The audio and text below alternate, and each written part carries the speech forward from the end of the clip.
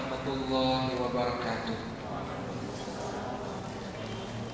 Puji syukur kehadirat Allah Subhanahu wa taala, mudah-mudahan setiap langkah yang kita tempuh menuju ke tempat ini menjadi pemudah jalan kita ke surga. Dan mudah-mudahan duduk kita semua menjadi taman di antara taman-taman surga, tempat Allah Subhanahu wa taala mencurahkan rahmat-Nya, menaunkan sayap-sayap malaikatnya, menurunkan sakinah ketentraman ke hati ahli majlisnya, dan menyebut-nyebut nama kita semua satu persatu dengan bangga pada makhluk-makhluk mulia yang ada di sisinya. Dan mudah-mudahan kehadiran kita menjadi tanda kita untuk bukti kita untuk mencintai Nabi Sallallahu Alaihi Wasallam.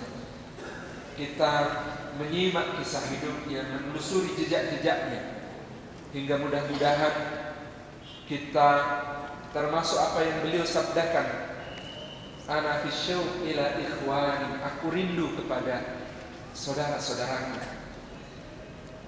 Dan alangkah menjadi sesuatu yang indah bagi kita ketika para sahabat bertanya, ya Rasulullah, kami ikhwan-ikhwanmu berada di sini, mengapa engkau rindu? Tetapi Nabi Sallallahu Alaihi Wasallam menjawab, bal antum ashabi, kalian sahabat-sahabatku. Adapun ikhwan-ikhwanku adalah orang-orang yang mencintai aku meskipun tidak pernah berjumpa denganku, membenarkan apa yang aku bawa dan mengucapkan selawat kepadamu. Mudah-mudahan dengan ini berjumpa meski hanya sebulan sekali menjadikan kita kelak layak untuk disambut di telaganya, diberi minum beliau dengan tangannya sendiri dari telaga Al-Kautsar yang lebih manis dari madu, lebih sejuk dari salju, lebih lembut dari susu, dengan gelas-gelas yang sejumlah bintang di langit gemerlapan kilau-kilau. Mudah-mudahan kita diberi kehormatan untuk bernaung di bawah benderanya, dan mudah-mudahan kita diberi keberuntungan untuk beroleh syafaatnya. Rekan-rekan yang disayang oleh Allah Subhanahu wa taala, kita memasuki pembahasan pada kertas yang baru bangsa Arab sebelum kedatangan Nabi Sallallahu Alaihi Wasallam. Bagi kita penting untuk melihat sejenak latar belakang dari di mana Rasulullah Sallallahu Alaihi Wasallam diutus, bahwa beliau adalah seorang dari kalangan orang Arab. Kata Arab itu sendiri artinya khalwat, kosong. Jadi kata Arab itu artinya pertama-tama khalwat, kosong, sepi, tidak ada apa-apa. Dan itu menggambarkan tempat di mana mereka hidup, suatu tempat yang kosong, sepi. Makna kedua dari Arab adalah ar-rimal, pasir. Dan itu juga menggambarkan tempat di mana gurun adalah pemandangan yang paling jamak, pasir adalah wujud yang paling nyata. Makna yang ketiga dari Arab artinya intiqal, berpindah-pindah. Dan itu menggambarkan gaya hidup dari suku-suku bangsa di tengah Arab itu, yang kemudian mereka berpindah-pindah tempat tinggalnya, mengikuti kawanan hewannya, mencari rumput-rumput yang masih bisa dimakan dan air yang masih bisa diminum. Bangsa Arab adalah bangsa yang kemudian dikatakan tentang mereka ada 3 macam Arab. Yang pertama disebut sebagai Arab Ba'idah, yang kedua disebut sebagai Arab Aribah, yang ketiga disebut sebagai Arab Musta'ribah. Arab Aribah, sebelumnya Arab Ba'idah adalah bangsa Arab, bangsa yang tinggal di sekitar gurun ini, yang telah musnah, yang telah punah, dan kita tidak menemukan lacakan sejarah tentang mereka kecuali hanya peninggalan-peninggalan. Di antara Arab Ba'idah adalah kaumnya Hud alaihissalam, juga Samud, kaumnya Salih alaihissalam, juga Judais, juga Nakshab. Ini adalah kaum-kaum Arab yang telah musnah dari muka bumi. Yang kedua disebut Arab Aribah. Mereka adalah dari keturunan Ya'rib bin Yasjub bin Qahtan bin Sam bin Nuh alaihi salam. Disebut namanya Ya'rib karena dia mengarab. Kata Ya'rib artinya mengarab, yaitu berpindah tempat tinggal dari semula di Mesopotamia menuju ke arah tanah-tanah gurun yang ada di sebelah selatan. Dia Ya'rib bin Yasjub bin Qahtan bin Sam bin Nuh alaihissalam. Maka kaumnya juga disebut Qahtani. Qahtani ini yang sampai sekarang sebagian di antara garis keturunan paling murninya masih mempertahankan gelar Al-Qahtani di belakang namanya. Mereka adalah salah satu suku Arab yang paling tua. Mereka adalah Arab yang Aribah, disebabkan oleh Ya'rib, orang yang kemudian mengarab dari Mesopotamia yang subur menuju ke daerah gurun di sebelah selatan. Oleh karena itu rumpun bangsa Arab termasuk rumpun bangsa Semit. Disebut Semit adalah keturunan dari Sam bin Nuh alaihissalam. Kawan-kawan kita bangsa Israel suka menggunakan isu anti-Semit, merasa seakan-akan mereka adalah keturunan Semit sendirian. Sebenarnya bangsa Arab juga adalah Semit. Mereka dari Sam bin Nuh alaihissalam. Diceritakan bahwasanya selain putra beliau Kan'an yang ditenggelamkan oleh Allah Azza wa Jalla, Nuh memiliki 3 putra lain yang beriman. Yang pertama Ham, yang kedua Sam, yang ketiga Yafits. Ham menurunkan bangsa-bangsa berkulit merah. Sam menurunkan bangsa-bangsa berkulit putih. Yafits menurunkan bangsa-bangsa berkulit hitam. Yang tidak termasuk ke dalam merah, putih, hitam berarti campuran. Allah yarham Ki Haji Munawar Khalil mengatakan, sesungguhnya bangsa yang tinggal di Nusantara ini yang berkulit sawo matang adalah campuran sempurna dari merah, hitam, dan putih. Maka menjadi warnanya sawo matang. Sehingga beliau katakan kemungkinan besar asli pakai sod gitu ya. Aslinya bangsa manusia itu berkulit seperti kulit orang Nusantara. Lalu kemudian tersegregasi oleh ketiga putra Nuh, Abul Basar As-Sani, bapak manusia yang kedua, tetapi kemudian menyatu kembali menjadi campuran yang seperti aslinya, seperti awalnya pada bangsa-bangsa Nusantara. Maka dalam soal ini, kita ini bangsa yang muda, karena kita campuran akhir, the ultimate mix gitu. Nah, bangsa Arab ini, rekan-rekan insya Allah, yang kedua disebut Aribah, yang ketiga disebut Arab Musta'ribah. Disebut Musta'ribah karena isti'rabah yasta'ribu. Mereka itu selain pergi ke gurun ada campuran unsur lain. Karena Arab Musta'ribah ini adalah keturunan dari Ismail alaihissalam bin Ibrahim alaihissalam. Kenapa Ismail disebut Musta'ribah? Karena ibundanya bukan Semit, tapi Yafitsi. Ibundanya keturunan Yafits, sebab ibundanya Siti Hajar adalah seorang Qibti, wanita Mesir yang digambarkan di dalam hadis Suwaidah, kehitaman kulitnya, qasirah, pendek tubuhnya, kemudian ikal rambutnya, dan beliau adalah mantan budak sahaya. Sebagian riwayat menyebut Hajar bukan budak sahaya tetapi seorang putri raja. Para ulama ketika mengkompromikan kedua riwayat ini kemudian menyebutkan Hajar pada mulanya seorang putri raja, tetapi ayahanda dari Hajar kalah perang oleh raja yang lain, lalu Hajar menjadi tawanan dan menjadi budak. Lalu raja yang menawan Hajar menjadi budak ini menghadiahkan Hajar kepada Ibrahim alaihissalam.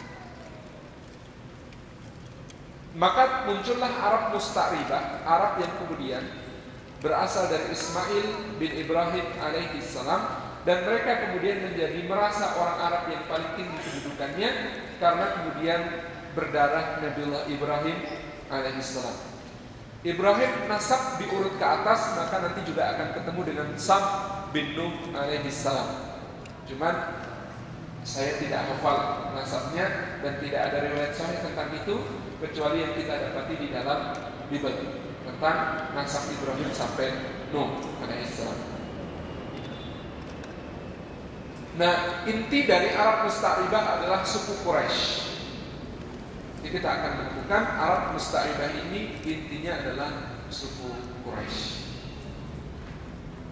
Kita memasuki pembahasan. Pertama, bahwa bangsa Arab juga mengalami apa yang menjadi hukum Allah, sunnatullah bagi setiap bangsa, setiap unit masyarakat, bahkan setiap pribadi.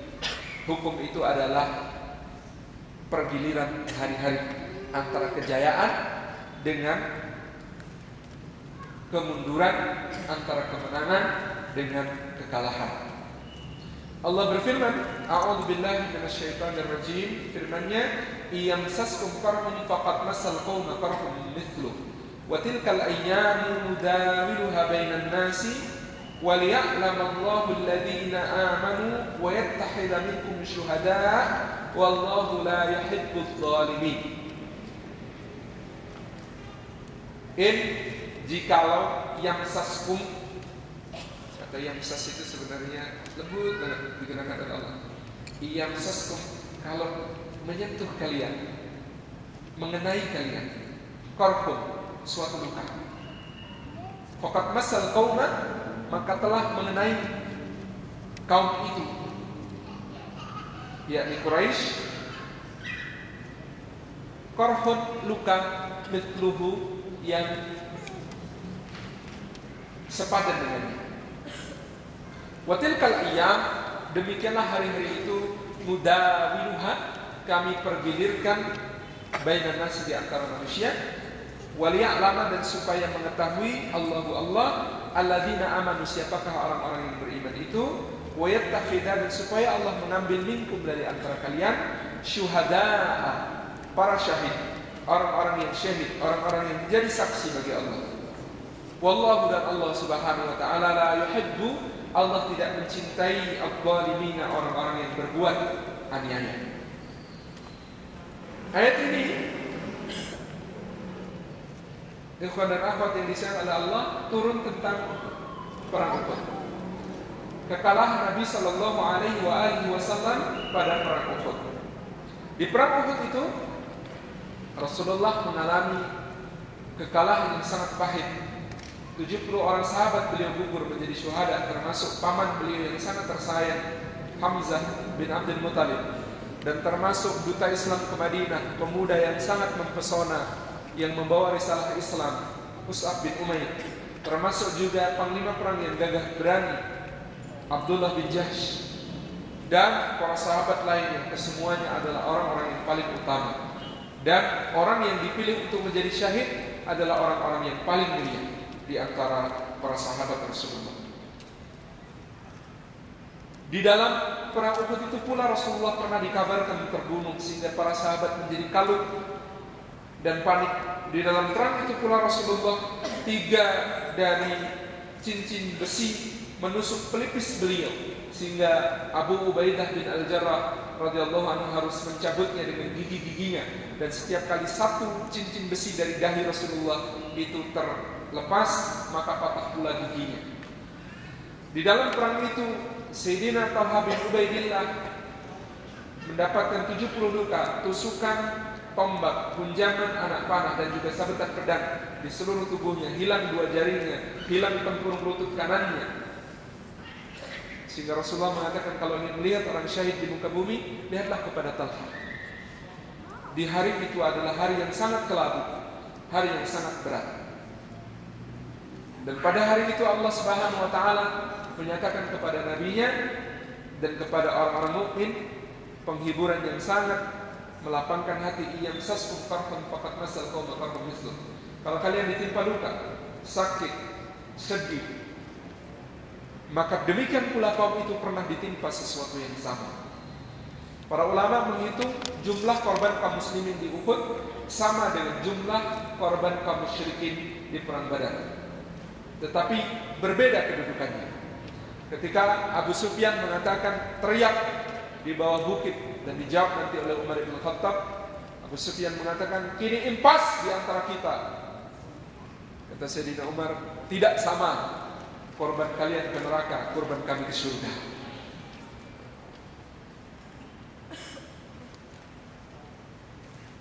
Dan jumlah yang sama itu tidak menggambarkan kedudukan yang sama di sisi Allah Subhanahu wa taala. Sebab musibah tetaplah musibah, nilai sebuah musibah tidak ditentukan apa musibahnya, tetapi apa sikap orang yang menerimanya.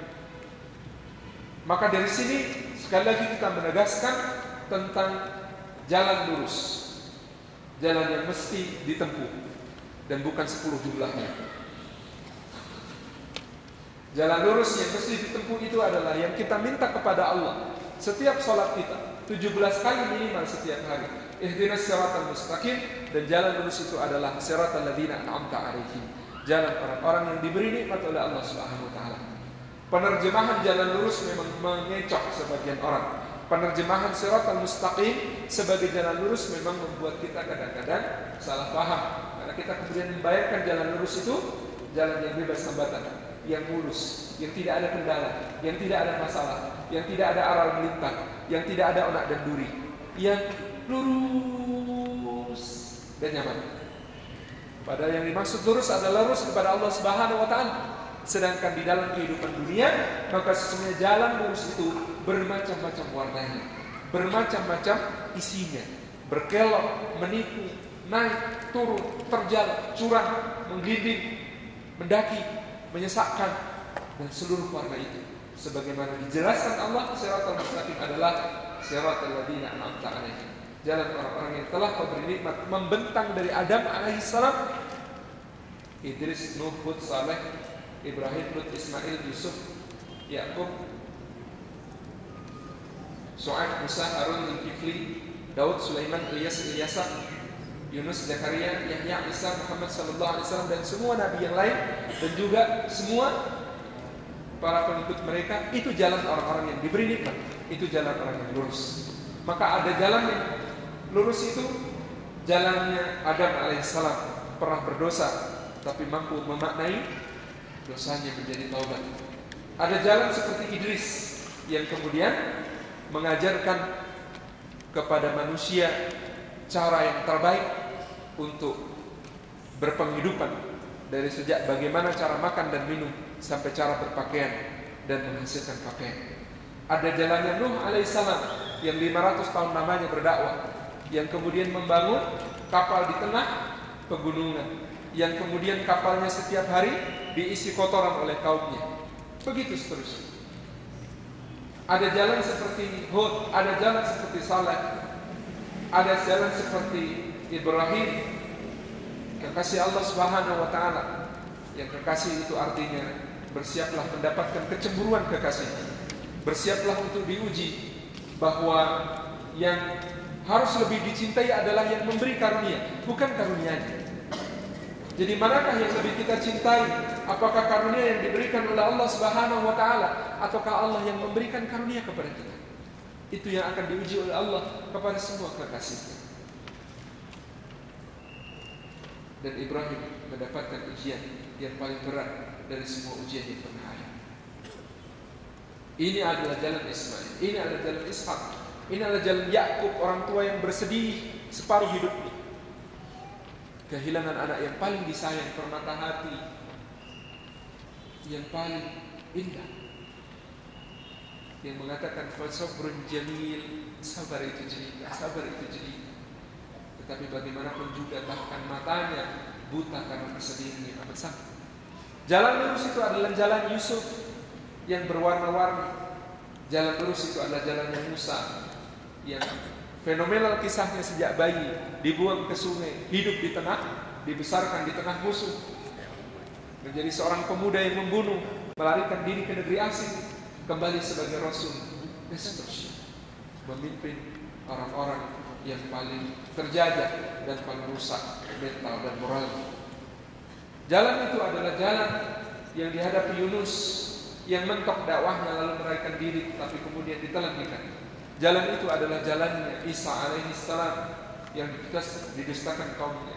Jalan itu adalah jalan Zakaria yang berpuluh tahun menanti buah hati dan Allah baru mengaruniakan di ujung usianya. Jalan itu adalah jalan Yahya yang kepalanya dipersembahkan oleh seorang raja kepada seorang pelacur. Jalan itu adalah jalan Muhammad SAW, jalan orang-orang yang telah diberi nikmat. Dan di dalam jalan itu kita kemudian menemukan wa tilkal ayyamu nudawiluha bainan nas. Hari-hari itu selalu dipergilirkan oleh Allah Subhanahu wa taala di antara kita secara pribadi dan sebagai sebuah bangsa. Maka kata Ibnu Khaldun di dalam muqaddimahnya, semua bangsa akan mengalami fase-fasenya, dari fase keinsyafan, fase perjuangan, fase kejayaan, fase kelenaan, lalu fase kehancuran. Kalau bangsa itu beruntung, kata Ibnu Khaldun, maka mereka akan masuk lagi ke fase keinsyafan, lalu berjuang lagi, lalu jaya lagi, lalu lena lagi, lalu hancur lagi, begitu seterusnya. Yang memungkinkan bagi sebuah bangsa untuk membangun peradaban adalah mengenali di mana mereka sekarang. Amat sangat tragis nasib sebuah bangsa yang bahkan tidak tahu sedang di fase mana dia sekarang. Dan bangsa Arab tidak berbeda dengan bangsa-bangsa lain, juga mengalami fase-fase itu. Ada fase di mana mereka berjaya, ada fase di mana mereka terlena, ada fase di mana mereka kemudian terpuruk, ada fase di mana kemudian mereka bangkit, insya, ada fase di mana kemudian mereka berjuang, dan ada fase di mana mereka kembali jaya. Seterusnya begitu. Tilkal ayyamu nudawiluha bainan nas. Allah Subhanahu wa taala menyatakan semua yang terjadi itu dipergilirkan. Maka kata daulah sama akarnya dengan nudawiluha, artinya dipergilirkan. Daulah bisa berarti negara, pemerintahan. Maka orang kok pemerintah kok lupa arti kata daulah, berbahaya. Kata daulah itu artinya cuma giliran.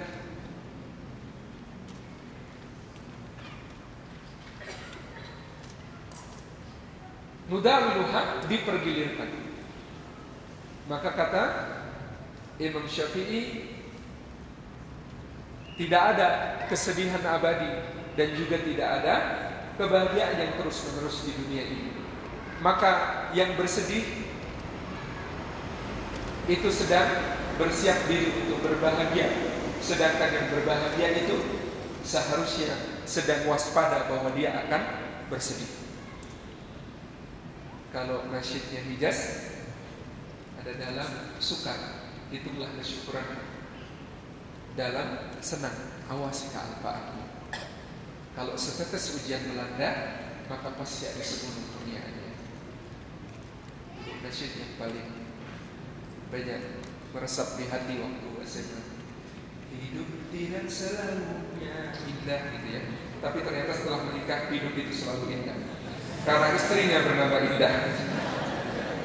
Harus selalu indah karena istrinya bernama Indah. Maka sekarang harus ganti. Hidup selalu bersama Indah. Selalu. Nudawiluha, dipergilirkan. Waliya'lamallahu alladziina aamanu, supaya Allah mengetahui siapakah orang yang beriman. Allah Maha tahu, tetapi Allah hendak menegakkan hujjahnya. Siapakah yang beriman? Al-Imam Ahmad bin Hanbal rahimahullah ta'ala mengatakan, ar-rijalu sawa'un hatta taqa'al bid'ah.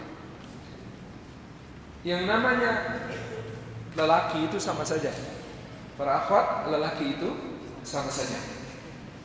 Hatta taqa'al bid'ah, sampai ketika ujian melanda, maka tampak mana yang permata, mana yang batu kali biasa.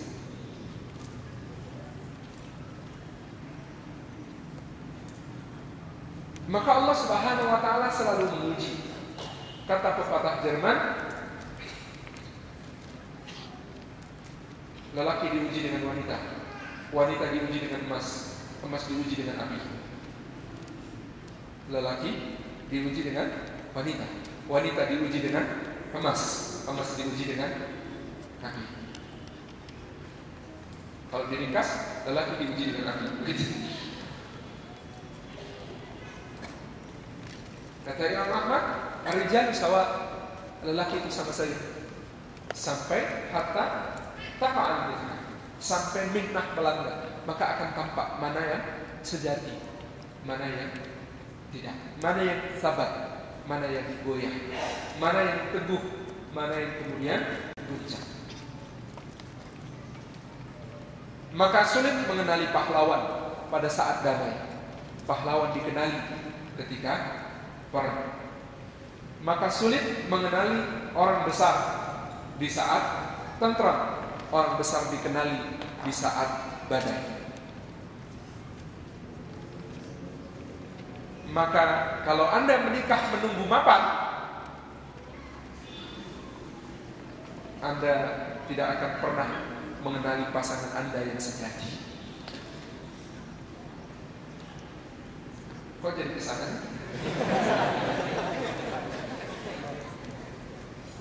Jadi kalau Anda menikah ketika sedang dalam badai, Anda sedang terlihat kilaunya sebenarnya.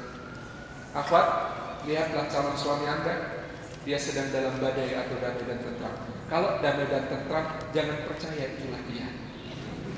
Kemungkinan aslinya bukan yang itu. Tetapi kalau suami Anda melamar Anda justru ketika dalam badai, mungkin itulah dia yang lusuh wajahnya, kuyu rambutnya, tidak meyakinkan penampilannya, datang melamar dengan sandal jepit, pakai kaosnya Gerakan Nasional Anti Miras, dapat pembagian gratis kayak saya. Ya aslinya begitu. Insya Allah nanti tumbuh keaslian yang lebih baik daripada itu. Ini kenapa saya jadi menghibur para pria begini? Hatta tekan.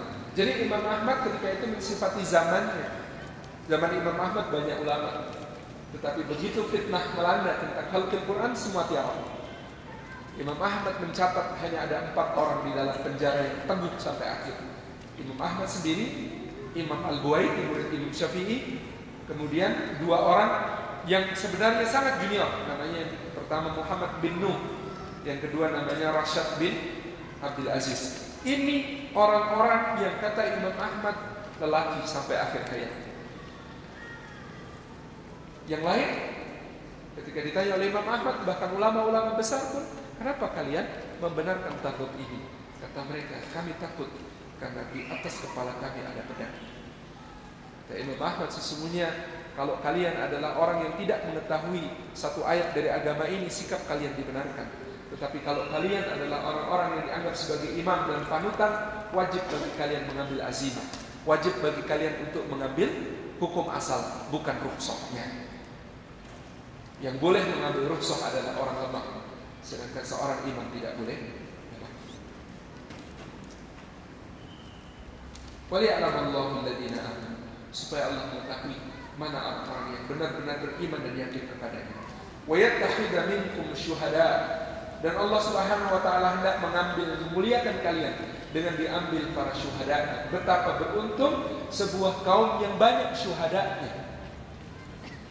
Sebab syuhada itu mendapati keutamaan dari Allah Subhanahu wa taala yang sangat agung, sangat besar. Syuhada itu dalam hadis riwayat Imam Tirmidzi, 1, keutamaan yang diberikan kepada mereka, tidak merasakan sakitnya sakratul maut. Sakratul maut untuk umat Muhammad ini diringankan oleh Allah, sebab sebagian dari rasa sakitnya ditanggung oleh Nabi sallallahu alaihi wasallam. Nabi ketika sakratul maut mengatakan, betapa berat sakratul maut itu wahai Jibril, maka ya Allah perberatlah untukku dan ringankanlah untuk umatku. Maka Nabi menanggung sebagian dari apa yang dirasakan umatnya tentang sakratul maut, demi supaya umatnya diringankan dalam sakratul maut itu. Seperti apa itu sakratul maut? Kalau kita tertusuk duri, kita merasakan sakit, maka yang diambil, dicabut daya hidupnya hanya bagian kecil, sel-sel yang kemudian nanti mati dan kemudian terganti itu. Itu baru diambil daya hidup dari sebagian kecil sel kita. Sakratul maut itu diambil daya hidup dari semua sel tubuh kita.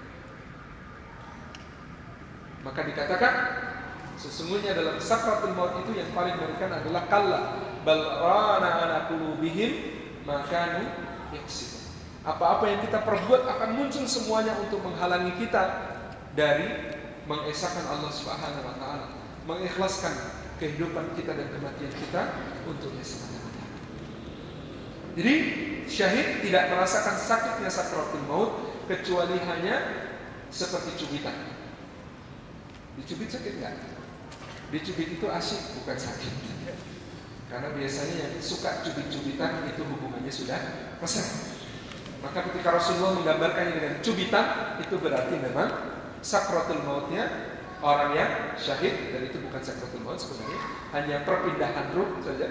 Perpindahan ruh dari alam dunia ke alam berikutnya itu seperti cubitan, asik, mesra. Maka ada seorang sahabat namanya Haram bin Milhan radhiyallahu anhu. Beliau syahid di peristiwa Bi'r Ma'unah. Ketika dia ditusuk tombak tembus dari pundaknya sampai ke dadanya, maka beliau mengatakan, wallahi qad rabitu, sambil tersenyum dan tertawa. Maka yang membunuhnya namanya Jamban bin Salman, akhirnya masuk Islam. Kenapa? Lagi mana? Saya nusuk, tembus ke depan, dia ketawa, bilang, wallahi qad rabitu. Apanya yang rabitu? Apanya yang untung? Orang yang... Lalu saya bertanya-tanya selama sebulan penuh, dia untung bagian mana gitu. Saya tusuk tembus itu untung bagian mana? Sampai akhirnya dia kemudian Jamban bin Salman ini bersyahadat karena membunuh. Alangkah beruntungnya orang yang mendapat hidayah dari melakukan dosa. Ya, alangkah beruntungnya orang yang mendapatkan hidayah dari melakukan dosa. Dia membunuh orang terbaik dan dia mendapatkan hidayah karena ucapan orang yang dibunuhnya. Ini yang disebut kekasih Allah. Kekasih Allah itu jangankan hidupnya, matinya saja masih memberi manfaat.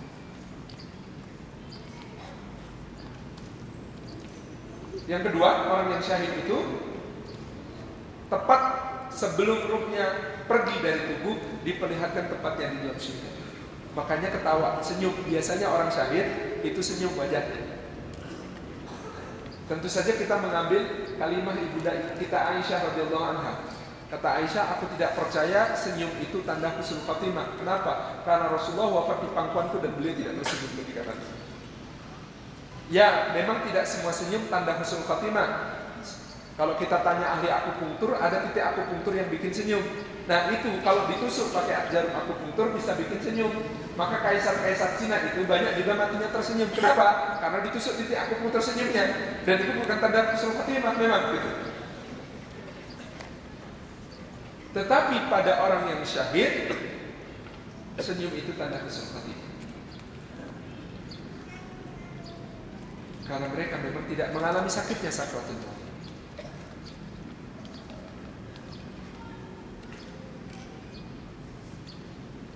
Dan diperlihatkan bagi mereka tempatnya di dalam syurga. 3, orang yang syahid itu tidak melewati kubur, tidak mengalami pertanyaan kubur dan siksa kubur. Kenapa? Karena ruhnya langsung diambil Allah, diletakkan di atas paru-paru burung, di dalam paru-paru burung yang hidup di dalam surga, terbang kemanapun di dalam surga sesuka ruh itu. 4, maka dengan itu orang yang syahid tidak mengalami guncangan besar ketika Israfil meniup sangkakala.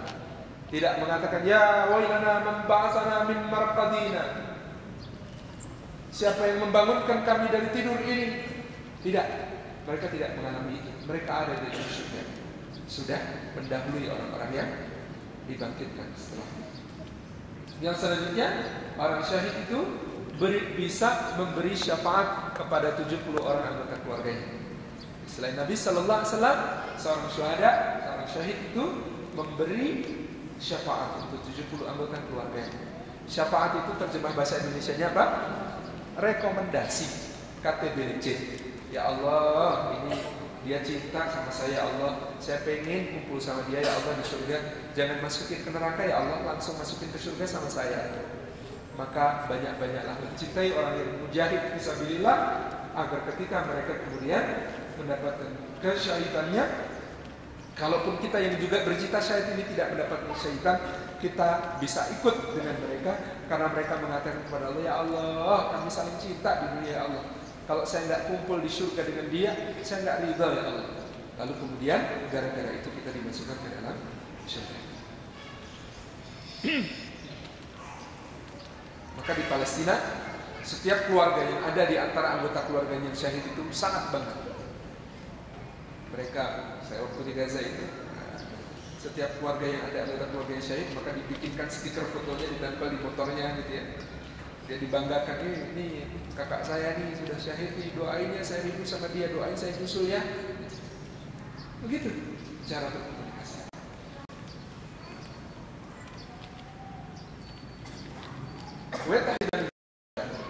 Maka beruntunglah sebuah negeri yang dikaruniai banyak syuhada. Sesungguhnya negeri kita juga dikaruniai banyak syuhada. Maka mudah-mudahan kita mengambil iktibar dari mereka orang-orang yang syahid di jalan Allah Subhanahu wa taala. Dan kebanyakan syuhada Indonesia memang kita tidak tahu namanya. Beribu-ribu kami terbaring antara Kerawang dan Bekasi. Kata Khairul Anwar, Kerawang Bekasi aja beribu-ribu. Gimana Jogja, Surabaya gitu ya. Dan lain-lain. Sangat banyak gitu. Wallahu la yuhibbul zalimin. Allah tidak menyukai orang-orang yang berbuat aniaya, yang tidak adil kepada Allah, tidak adil kepada dirinya, tidak adil kepada sesamanya. Ketidakadilan itu penghalang cinta dari Allah Subhanahu wa taala. Jadi pergiliran sejarah ini dialami juga oleh bangsa Arab dari berbagai macam warna dan rasa dari peradaban mereka. Insyaallah akan kita bahas. Pertama, Sabah dan dakwah Sulaiman alaihissalam. Surah An-Naml ayat 30 sampai 31, kita ringkas hanya ambil 2 ayat agar pembahasan tidak terlalu panjang. A'udzu billahi minasyaitonir rajim. Innahu min Sulaiman wa innahu bismillahirrahmanirrahim. Ala ta'lu 'alayya wa'tuni muslimin. Shadaqallahu adzim. Innahu, sesungguhnya ia, min Sulaiman, adalah dari Sulaiman. Wa innahu, dan sesungguhnya dia, bismillahirrahmanirrahim, ditulis dengan nama Allah yang Maha Pengasih lagi Maha Penyayang. Ala ta'lu alayya, isi suratnya, janganlah kamu merasa tinggi alayya atasku, waktuni, dan datanglah kepadaku muslimin sebagai seorang yang berserah diri. Surat seorang dai itu perlu bisa. Ala ta'lu alayya waktuni muslimin, jangan kamu merasa tinggi di hadapanku dan datanglah sebagai seorang yang berserah diri. Kisahnya kita hafal. Ketika memeriksa barisan, maka Sulaiman tidak menemukan Hudhud.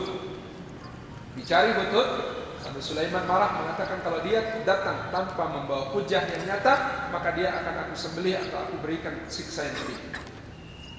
Datanglah Hudhud dengan membawa, saya datang dari negeri Sabah binaba'in yakin, dengan sebuah berita yang sangat-sangat yakin. Saya sebagai orang yang mengabdi kepada engkau wahai Raja Sulaiman, sungguh melaporkan bahwa engkau sebagai rajanya para dai, nabinya para raja. Sesungguhnya saya menyampaikan bahwasanya di negeri itu ada rakyat dan ratu yang menyembah matahari, dan Allah akan bertanya kepadamu wahai Sulaiman kalau engkau tidak mendakwai mereka, maka dakwailah mereka. Sulaiman menulis surat yang kemudian diantar oleh Hudhud. Dr. Yusuf Al-Qaradawi pernah mengatakan tidak ada yang besar ataupun kecil dalam soal ilmu.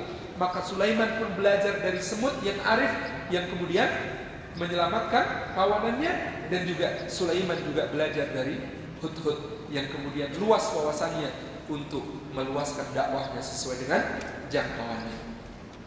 Sulaiman menulis surat, dibawa oleh Hudhud, dijatuhkan di pangkuan sang ratu, dan kemudian dibaca oleh sang ratu, innahu min Sulaiman. Ini surat berasal dari Sulaiman. Wa innahu, dan sesungguhnya surat itu bismillahirrahmanirrahim. Surah dalam Al-Quran jumlahnya 114. Tetapi ada satu surah yang tidak dimulai dengan basmalah. Itu adalah surah Bara'ah, surah At-Taubah. Karena surah ini adalah bara'atun minallah, pengumuman lepas dirinya Allah dan Rasulnya dari orang-orang musyrik, dan pernyataan untuk mereka kalau tidak mau kemudian bertaubat dan meninggalkan kemusyrikannya, maka mereka menjadi musuh bagi Allah dan Rasulnya. Maka surat itu tidak mengandung bahasa kasih sayang, dengan dicirikan oleh lafaz Bismillahirrahmanirrahim. Tetapi jumlah basmalah dalam Al-Quran tetap 114 disebabkan satu basmalah nyempil di dalam surah An-Naml ini, innahu min Sulaiman wa innahu bismillahirrahmanirrahim. Maka dalam tafsir Ibnu Katsir disebutkan orang pertama yang menggunakan kata bismillahirrahmanirrahim untuk dokumen resminya adalah Sulaiman alaihi salam. Rasulullah SAW pada mulanya dahulu menggunakan kebiasaan orang-orang Quraisy untuk menulis suratnya. Begitu turun kepada beliau surah An-Naml yang menunjukkan Sulaiman menulis Bismillahirrahmanirrahim, maka Nabi SAW mengikuti tradisi baik itu dengan menulis Bismillahirrahmanirrahim. Bismillahirrahmanirrahim adalah kalimat ini kita mengawali kehidupan kita. Kita menjalani kehidupan kita dan kita ingin mengakhiri kehidupan kita dengan asma Allah Subhanahu wa taala. Kita belajar dengan asma Allah, membaca alam semesta dengan asma Allah. Kita bekerja dengan asma Allah, kita melakukan segala hal dengan asma Allah. Maka dikatakan kullu amrin dzibalik la yubda'u fihi bi bismillahirrahmanirrahim fa huwa aqta. Siapa urusan apapun meskipun itu kebaikan, kalau tidak dimulai dengan bismillahirrahmanirrahim, maka akan terputus. Terputus keberkahan, terputus kebaikannya, terputus kemuliaannya, terputus pertolongan Allah. Bismillah artinya kelawan nyebut asmanipun Gusti Allah, kata orang Jawa. Sifatnya Allah Ar-Rahman, zat kang maha welas asih ing dalam dunia lan akhirat. Sifatnya Allah malih Ar-Rahim, zat kang welas asih ing dalam akhirat. Loko. Apa artinya? Sifat Ar-Rahman adalah sifat maha pengasih, kasih yang tidak memilih-milih, semuanya dikasih. Tidak peduli dia mukmin atau kafir, dia munafik atau mukhlis, semuanya dikasih. Sebab sifat Ar-Rahman menurut para ulama melekat pada satu rahmat Allah yang diturunkan ke dunia sejak awal zaman sampai akhirnya, menjadi kasih sayangnya dan juga kasih sayang antara makhluknya, sampai seekor kuda mengangkat kakinya ketika di bawahnya ada anaknya. Jadi Nabi SAW bersabda, Allah memiliki 100 bagian rahmat, yang satu diturunkan untuk menjadi kasih sayang bagi makhluknya, rizki bagi mereka, dan juga cinta di antara mereka semuanya. Sampai seekor kuda mengangkat kakinya kalau di bawahnya ada anaknya. Sejak awal zaman sampai akhirnya, satu rahmat Allah itu mencukupi. Yang 99 Allah tahan untuk diberikannya kepada hamba-hambanya yang mukmin di dalam surga. Jadi satu saja itu cukup untuk memberi kita cinta dan memberi hidup kita cinta. Sampai tertulis kisah tentang Laila Majnun, Romeo Juliet, sampai entai Roro Mendut Rono Citra, Auqasing and Nicolette, Tristan und Isolde. Siapa lagi kisah cinta? Kalau sini agak lucu sih. Dayang Sugri sama Sangkuriang dan lain sebagainya. Semua kisah cinta itu, ibu mencintai anak, anak mencintai ibu, bapak mencintai anak, anak mencintai bapak, bapak mencintai istri, bapak kok suka adanya istri, suami mencintai istri, istri mencintai suami, kekasih mencintai kekasihnya, saudara mencintai saudaranya, hewan mencintai hewan yang lain. Semuanya itu karena rahmat Allah yang satu. 99-nya ditahan oleh Allah, diberikan kepada orang-orang yang terpilih. Maka yang maha penyayang Ar-Rahim adalah yang sayangnya tidak berbilang. Kalau Ar-Rahman adalah pengasih yang kasihnya tiada pilih. Sedangkan Ar-Rahim adalah yang sayang dan sayangnya tidak berbilang. Nama Ar-Rahman baik nakirah rahmat saja, tidak pakai alif lam, maupun makrifat Ar-Rahman tidak layak dipakai manusia, karena tidak ada manusia yang mampu mencintai tanpa pilih-pilih.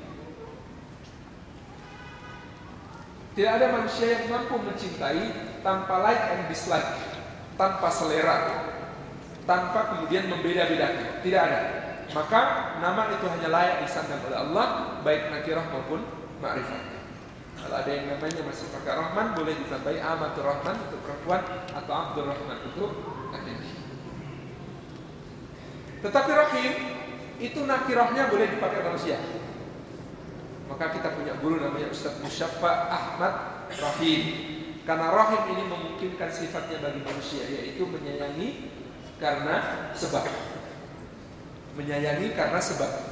Karena Allah menyayangi dengan rahim itu sebab orangnya beriman kepada. Nah, maka rahim itu mungkin sebagaimana Allah mensifati Nabi sallallahu alaihi wasallam sebagai rahim. Di akhir surah Taubah, laqad ja'akum rasulun min anfusikum azizun 'alaihi ma 'anittum harisun 'alaikum bil mu'minina raufur rahim. Jadi Nabi disifati sebagai rahim, yang penyayang dan sayangnya tidak berbilang kepada orang-orang yang beriman. Itu sifat rahim. Ala ta'lu alayya, jangan kalian merasa tinggi di hadapanku. Wa'tuni muslimin, dan datanglah kepadaku sebagai orang yang berserah diri. Begitu surat ini dibacakan, maka para pembesar, panglima, punggawanya Balqis atau Balqis, Bilqis wakila Balqis, dua-duanya dibenarkan oleh para ulama sebutannya. Itu kemudian para penggawanya mengatakan, kami ini orang-orang yang punya kekuatan, kami siap berperang dengan Sulaiman kapanpun. Bilqis bijaksana, dan Allah mengakui kebijaksanaan Bilqis dengan membenarkan kata-kata yang dalam surah An-Naml ini. Kata Bilqis, innal muluk, sesungguhnya raja-raja itu, idza dakhalu qaryatan, kalau mereka memasuki sebuah negeri, maka mereka akan melakukan kerusakan di negeri itu dan akan menjadikan penduduknya yang mulia jadi hina. Kata Bilqis, lebih baik kita tes dulu Sulaiman ini. Saya akan mengirimkan hadiah-hadiah yang paling indah kepadanya. Kalau dia mau menerimanya, berarti dia seorang raja. Kalau begitu kita bisa berperang melawan dia, dan itu kita punya peluang untuk menang. Tapi kalau dia menolak hadiah itu, maka dia seorang nabi, dan kita tidak akan pernah menang melawan nabi. Maka pelajari ini penting, wahai ikhwan dan akhwat sekalian. Balqis mengirimkan hadiah kepada Sulaiman. Kata Sulaiman, hadiah kalian tidak berharga. Menjelang utusan itu datang, maka Sulaiman perintahkan untuk membangun istana yang bermegah-megah, berlipat-lipat megahnya dari istana Balqis, sehingga para penggawa utusan Balqis itu merasa seperti orang udik masuk kota besar.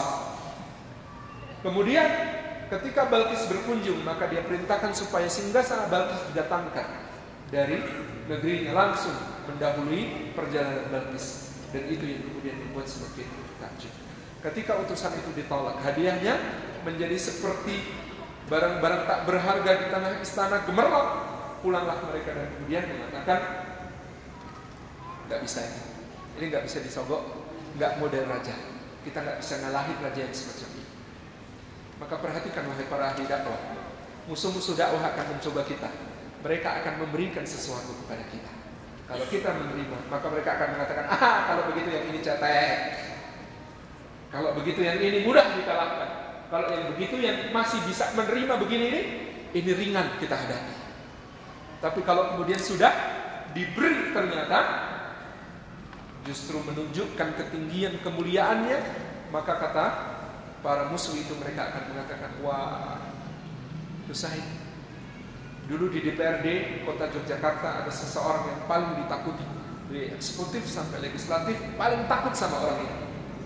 Kenapa? Karena orang ini wakil ketua DPRD kota Yogyakarta, guru saya namanya Ustaz Dwi Budi Utomo.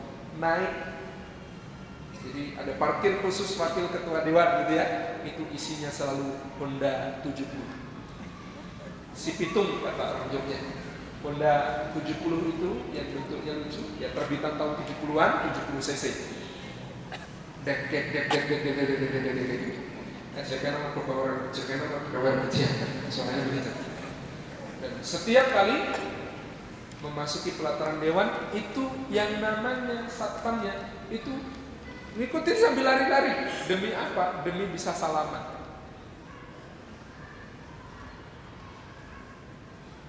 Dan ini adalah orang yang, kata kawan-kawannya di dewan, itu hatinya batu. Kenapa hatinya batu? Disogok nggak mempan, didekati nggak mempan. Kalau kemudian didatengin ke rumahnya, yang rumahnya kemudian sangat sederhananya jamu makan, maka dia akan selalu mengatakan, kalau kita mau bersilaturahim ahlan wa sahlan, kalau mau ngomongin politik nanti di ruang dewan, bukan di sini. Kalau kemudian para dai itu menjaga izahnya di hadapan musuh-musuh dakwah yang hendak meruntuhkan kemuliaan dakwah, maka ada dua jalan. Jalan pertama, jalan meninggikan diri, seperti Sulaiman. Ini ditiru oleh diantaranya Imam Abu Hanifah. Imam Abu Hanifah itu pakaian beliau harganya 30.000 dirham.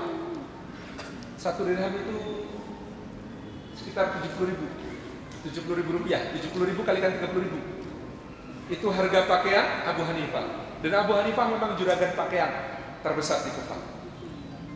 Untuk apa? Ini untuk ngajar ilmu, untuk memuliakan ilmu. Maka Abu Ja'far Al-Mansur kalau ketemu Abu Hanifah kemudian mengingetin, ya pakaian saya kalah dari Abu Hanifah gitu. Padahal Abu Ja'far Al-Mansur adalah raja Daulah Abbasiyah. Malik rahimahullah ta'ala juga begitu. Imam Malik itu sama Harun Ar-Rasyid lebih megah Malik. Padahal Harun Ar-Rasyid adalah raja 3 benua yang kemudian kalau lihat awan saja mengatakan, awan, pergilah kemanapun kau mau pergi, jatuhlah dimanapun kau mau jatuh, nanti pajaknya pasti datang kepadamu. Jadi Harun Ar-Rasyid itu begitu. Kalau lihat awan, pergilah kemanapun kau mau pergi, jatuhlah dimanapun kau mau jatuh, hasil pajak tanahnya pasti, hasil pajak bumi yang pasti kembali kepadamu. Itu saja sama Imam Malik.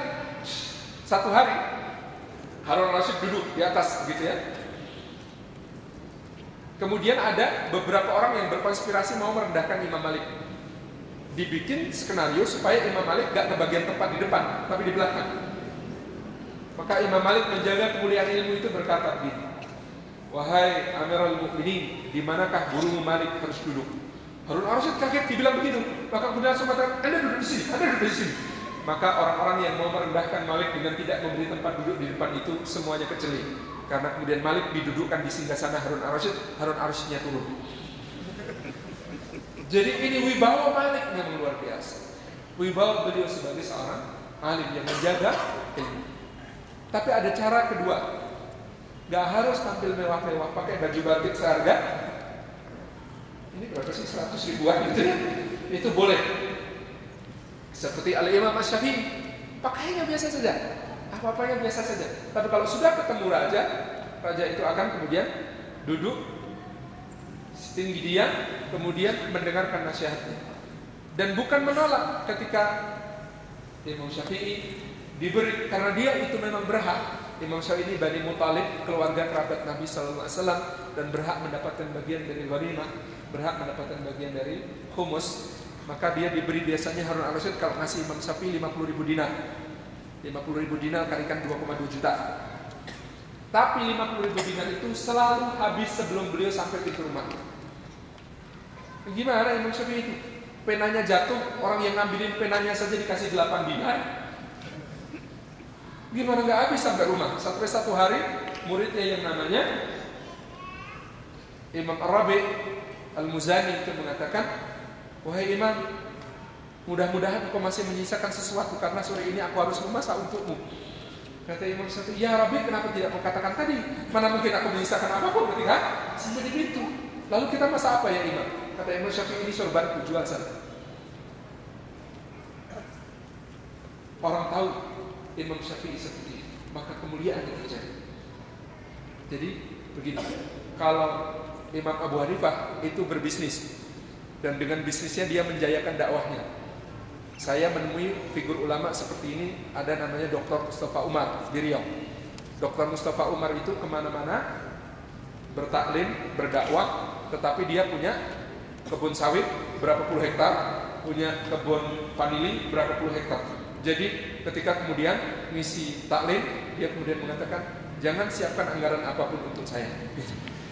Selalu begitu. Panitia perlu apa? Nanti saya yang akan menanggung. Dan saya ketemu yang begitu. Model kedua, gitu ya.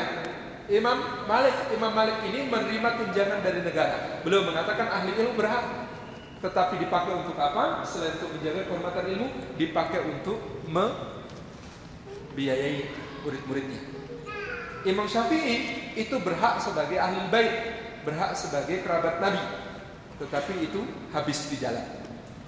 Imam Ahmad itu, jadi kalau Imam Syafi'i itu bisa kaya tapi memilih miskin, kalau Imam Ahmad memang benar-benar miskin, dan miskin dengan kemuliaannya.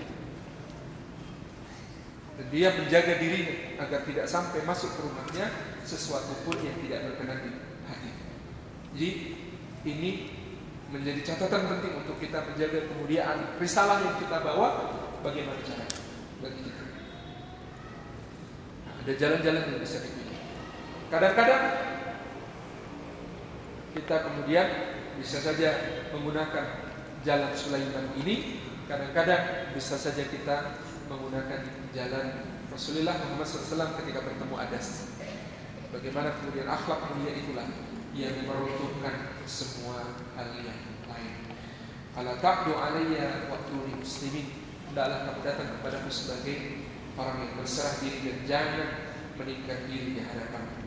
Ini adalah dakwah. Jadi musuh-musuh dakwah akan selalu mengetes orang-orang yang berada di jalan dakwah ini. Bisa takluk oleh harta atau tidak? Bisa takluk oleh wanita atau tidak? Bisa takluk oleh tahta atau tidak? Maka Nabi SAW adalah orang yang lurus ke semuanya dengan sempurna. Ketika beliau suatu hari didatangi oleh Utbah bin Rabi'ah, wahai Muhammad, apakah yang kau kehendaki? Apakah engkau sakit? Maka kami akan mencarikan obat untukmu dan tabib terbaik untukmu. Apakah engkau ingin kekayaan? Maka kami semua pemuka Quraisy akan membagi dua semua kekayaan kami untuk separuhnya dikumpulkan dan diberikan kepadamu. Ataukah engkau menghendaki wanita, istri? Maka kami akan carikan wanita paling cantik dari setiap kabilah, kami nikahkan semuanya padamu. Ataukah engkau ingin menjadi raja di tengah kota Makkah seperti kakekmu Abdul Muthalib? Maka kami akan angkat engkau menjadi raja kami. Tetapi janganlah engkau wahai Muhammad menyuruh kami untuk meninggalkan Tuhan-Tuhan kami, menyuruh kami untuk meninggalkan nenek moyang kami. Apapun yang kau minta kami akan penuhi. Demi jangan kau lakukan itu pada